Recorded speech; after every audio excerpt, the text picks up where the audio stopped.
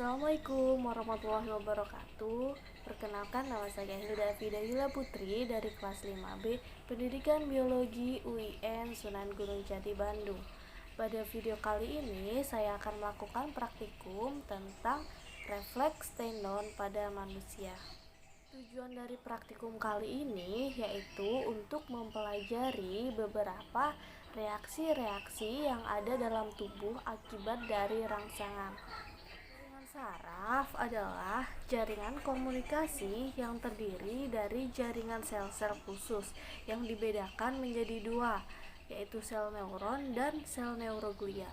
Sel neuron adalah sel saraf yang merupakan suatu unit dasar dari sistem saraf.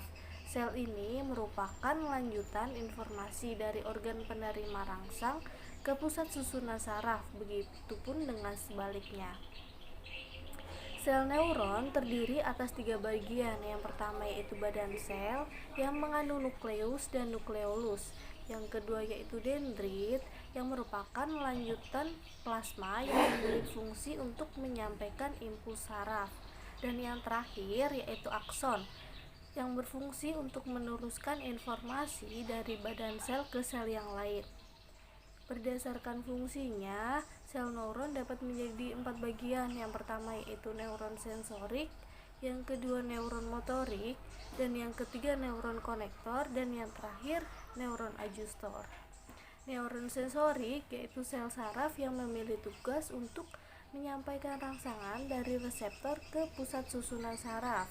Sedangkan neuron motorik yaitu sel saraf yang memiliki fungsi untuk menyampaikan impuls motorik dari susunan saraf pusat ke saraf efektor.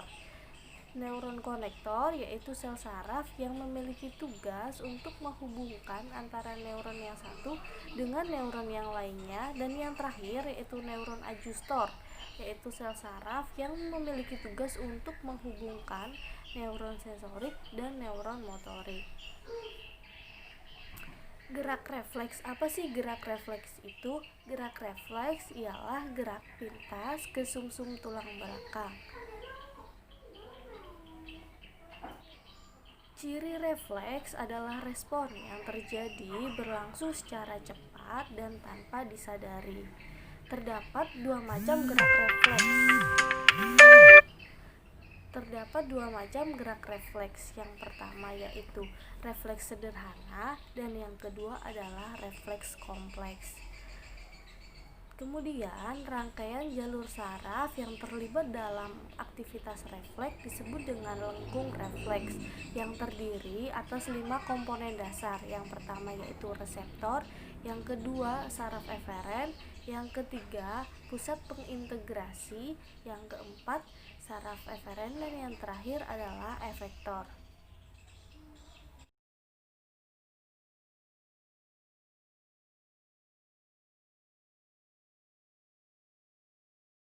Langkah kerja pada refleks pada pupil yang pertama yaitu dengan menutup mata selama 1-2 menit. Kemudian membuka dengan cepat dan perhatikan bentuk pada pupil. Yang kedua adalah refleks pupil dengan tiba-tiba.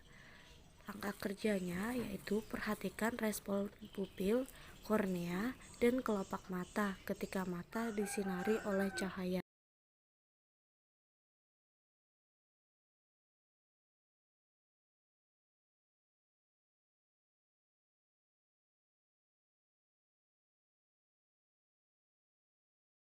Yang ketiga adalah refleks akomodasi pandang, yaitu dengan hadapkan mata pada benda dekat dan jauh, kemudian perhatikan pupil.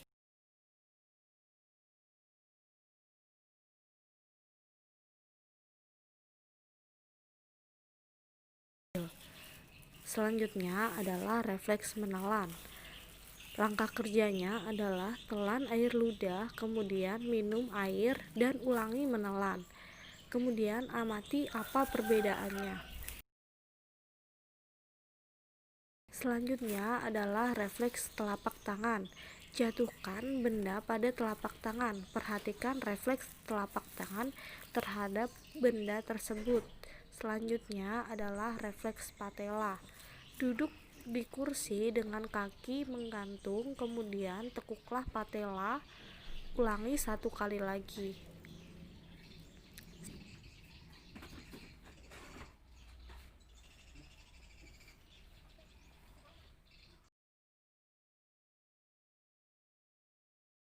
Selanjutnya yaitu refleks telapak kaki. Gelitik telapak kaki, perhatikan pada jari kaki.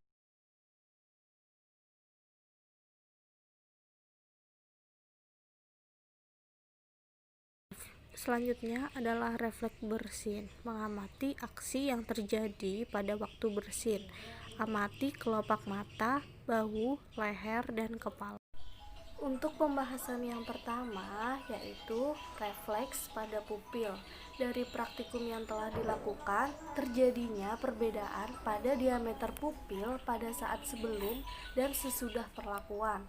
Setelah mata ditutup atau dipejamkan selama 1-2 menit, pupil menjadi besar. Hal ini sesuai dengan teori bahwa setelah diberi perlakuan, diameternya tuh semakin besar. Hal ini karena otot sirkuler relaksasi dan otot Hardier mengalami kontraksi yang bertujuan untuk mengatur cahaya yang masuk. Sehingga saat sebelum perlakuan dengan sesudah perlakuan terjadi penambahan ukuran diameter pada pupil. Kemudian setelah beberapa detik maka diameter pupil akan kembali normal lagi. Hal ini karena pupil berkontraksi dengan tujuan untuk melindungi retina dari intensitas cahaya yang berlebihan. Refleks pupil dengan tiba-tiba. Pupil akan mengecil saat banyak cahaya yang masuk, dan saat cahaya berkurang maka pupil akan melebar. Dan apabila salah satu mata disinari dengan senter, maka mata yang lainnya juga ikut mengecil. Dan apabila salah satu mata ditutup, maka mata yang lainnya pupilnya akan membesar. Jadi, pupil akan membesar ketika melihat ke tempat yang gelap atau redup, mengecil pada tempat yang terang. Dan pupil normal kembali ketika berada di tempat yang tidak terlalu terang, tidak juga terlalu gelap. Pupil akan mengalami peristiwa refleks pupil jika diberikan rangsangan cahaya baik intensitasnya tinggi maupun intensitasnya rendah. Refleks akomodasi pandang. Pada saat praktikan suatu objek yang berjarak sangat dekat, maka diameter pupil akan menyempit, lalu perlahan akan kembali normal. Dan ketika praktikan menjauhkan objek, maka pupil sedikit melebar.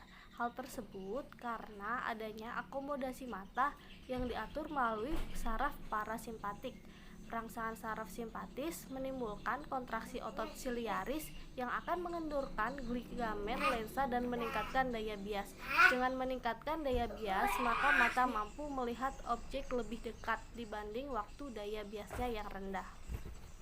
Refleks menelan. Pada praktikum yang telah dilakukan, proses menelan saliva akan lebih mudah ketika praktikan sudah meminum air.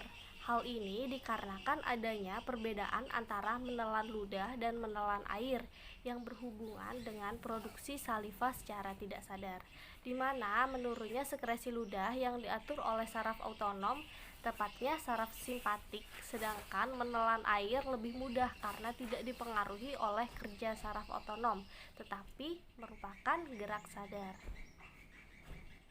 Refleks telapak tangan. Pada percobaan yang telah dilakukan, ketika telapak tangan dijatuhkan benda, maka tangan akan menghindar. Hal ini berhubungan dengan gerak refleks tidak sadar. Gerak refleks tidak sadar juga termasuk gerak refleks kompleks, di mana banyak menyertakan efektor. Jika sebuah pesan atau stimulus melompat hanya 1 kali untuk mencapai motor neuron, dalam monosimpatik neuron harus melompat secara politis lebih dari 1 kali, karena pesannya tidak langsung dari neuron sensorik ke neuron motorik, tetapi harus terlebih dahulu melewati interneuron dan neuron yang lain. Refleks patella. Refleks patella adalah gerak refleks yang terjadi di sekitar daerah lutut. Refleks patella merupakan gerak refleks sinaps.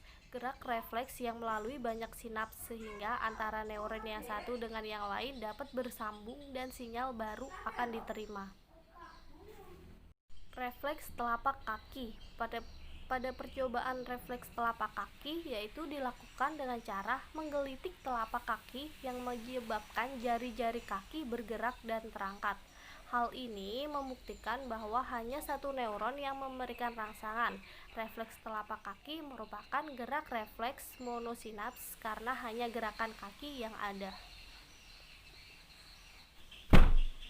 Refleks bersin adalah gerak refleks yang terjadi ketika seseorang bersin secara tiba-tiba. Setiap orang akan menunjukkan respon yang berbeda. Prosesnya melibatkan banyak sinaps. Pada pengamatan tersebut, terdapat perubahan refleks setelah bersin, yaitu kelopak mata menutup dan bahu menjadi terangkat. Hal ini terjadi dari jalur respon eferen menuju pusat saraf yang kemudian melanjutkan atau menyampaikan reaksi melalui saraf eferen ke efektor. Reaksi ini akan menunjukkan respon yang berbeda pada efektor lain pada tubuh seperti gerakan tangan, punggung, dan mata. Dengan melihat hal ini, maka respon refleks bersin termasuk dalam refleks polinaps. Kesimpulan dari praktikum ini adalah gerak refleks merupakan gerak spontan yang tidak melibatkan kerja otak. Gerak refleks dilakukan tanpa kesadaran. Mekanisme dari gerak refleks berlangsung secara spontan di bawah kontrol medula spinalis, yaitu rangsang, reseptor, neuron sensorik, interneuron, medula spinalis, interneuron, kemudian neuron motorik, efektor, dan yang terakhir yaitu gerakan. Impuls dari neuron motorik langsung menuju efektor di luar kontrol otak. Sekian video praktikum dari saya. Wassalamualaikum warahmatullahi wabarakatuh.